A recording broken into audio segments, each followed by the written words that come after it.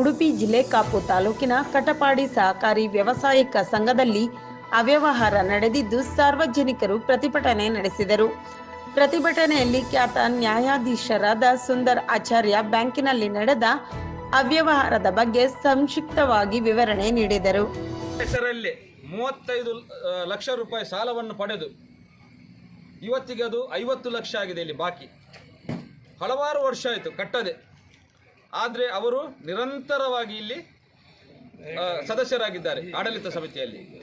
ಮತ್ತೊಂದನೇದಾಗಿ ಎಷ್ಟು ಮಹಾಸಭೆ ನಡೀತದ ಈ ಸಹಕಾರಿ ಸಂಘದಲ್ಲಿ, ಎಷ್ಟು ಮಹಾಸಭೆ ನಡೀತದ, ಪ್ರತಿ ಮಹಾಸಭೆಯಲ್ಲಿ ಕೂಡ ಅವರು ಗೈರು ಹಾಜರಾಗಿರ್ತಾರೆ. ಯಾಕಂತ ಹೇಳಿದರೆ ಜನರು ಬಂದು ಪ್ರಶ್ನೆ ಕೇಳ್ತಾರೆ ತನ್ನ ಹತ್ರ ಅಂತೇಳಿ.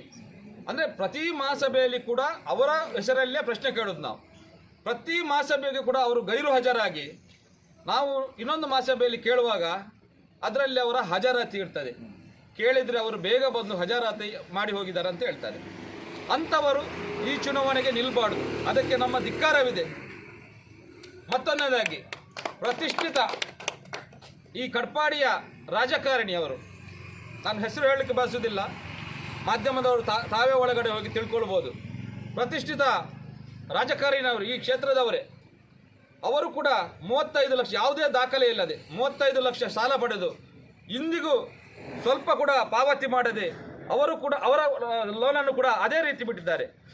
ಯಾವ ವರ್ಷ ಪ್ರತಿ ವರ್ಷ ನಾವು ಮಹಾಸಭೆಯಲ್ಲಿ ಏನಾಯಿತು ಕೇಳಿದರೆ ಅದು ನಾವು ಕೇಸ್ ಹಾಕಿದ್ದೇವೆ ನಿರಂತರವಾಗಿ ಒಂದೇ ಮಾತನ್ನು ನಮಗೆ ಕೊಡ್ತಾ ಇವತ್ತಿಗೂ ಯಾವುದೇ ಒಂದು ತನಿಖೆ ಆಗಲಿಲ್ಲ. ಇತ್ತೀಚೆಗೆ ಒಂದು ನಡೆದದ್ದು ರಿಯಾನತ್ ಬಾನು ಅಂತ ಹೇಳುವ ಒಂದು ಹೆಸರಿನಲ್ಲಿ 45 ಲಕ್ಷ ರೂಪಾಯಿ ಸಾಲವನ್ನು ಪಡೆದಿದ್ದಾರೆ.